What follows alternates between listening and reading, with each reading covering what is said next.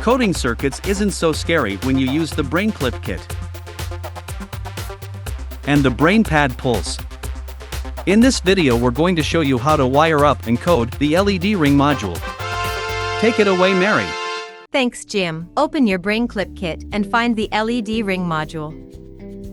The LED ring module is known as a smart LED. So what is a smart LED? Consider this: every LED needs a pin to control it. Color LEDs have 3 elements, so that is 3 pins. Having 10 color LEDs will require 30 pins. What if we need 100 LEDs? This is difficult and an impractical use. Smart LEDs have a built-in micro that controls the 3 LED elements. It uses a single pin to read a signal from a control circuit. Look closer and you will see the micro. Those smart LEDs are chained together and, therefore, they all can be controlled from a single pin on the controller. The controller in this case is the BrainPad Pulse. Let's connect the LED ring module to the BrainPad Pulse. Using an alligator clip, connect the red wire to the 3.3 volt pad on the BrainPad Pulse. Connect the other end to VCC on the LED ring module. Using a black alligator clip wire attached to the ground pad labeled GND on the BrainPad Pulse and connect the GND pad on the LED ring. Connect pad P0 on the BrainPad Pulse to the RGB pad on the LED ring as shown in the diagram. Since we're using smart LEDs, we only need one alligator clip to carry the signal to all 8 LEDs. If you need to, you can pause the video while wiring the components. Let's start coding. The special signal that needs to be generated to control those smart LEDs in MakeCode are found in the NeoPixel extension. Go to Advanced Options under the Block menu and click on Extensions.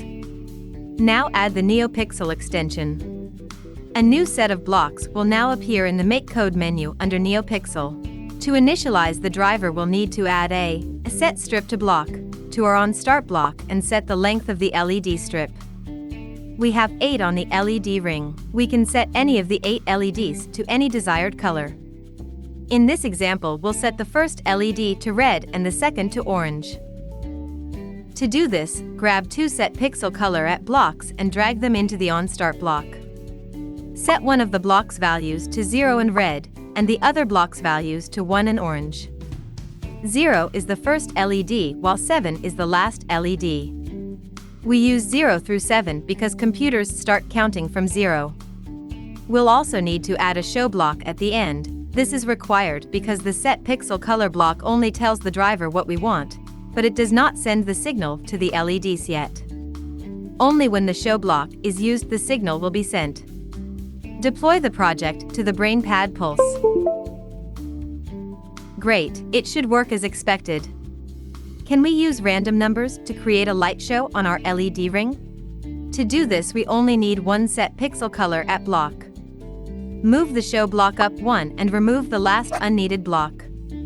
Drag the 3 blocks into the forever loop. We can discard the onStart block. We want to generate a random number for one of the 8 LEDs. Under Math in the MakeCode menu, grab the Pick Random block and place it inside our set pixel color block. Put it where we select the LED we want to light. Since we have 8 LEDs, we need to set the numbers from 0 to 7. Now, where we select the color in the block, grab the red, green, and blue block from inside the NeoPixel menu and drag it in. We need to add a random block to each of the values that by default are set to 255. These random blocks need to be set from 0 to 255. This is going to be a very long block. This is a good place to point out that blocks are simple but not always practical in real-life coding applications. Finally, let's add a pause block to give our eyes a chance to actually see the changes. Deploy your project to the BrainPad Pulse. Awesome! We have a light show. There are other blocks you can play with under the NeoPixel menu to see what they do and how they work. Go ahead and try them. That's it for now. BrainPad. Play Code Excel.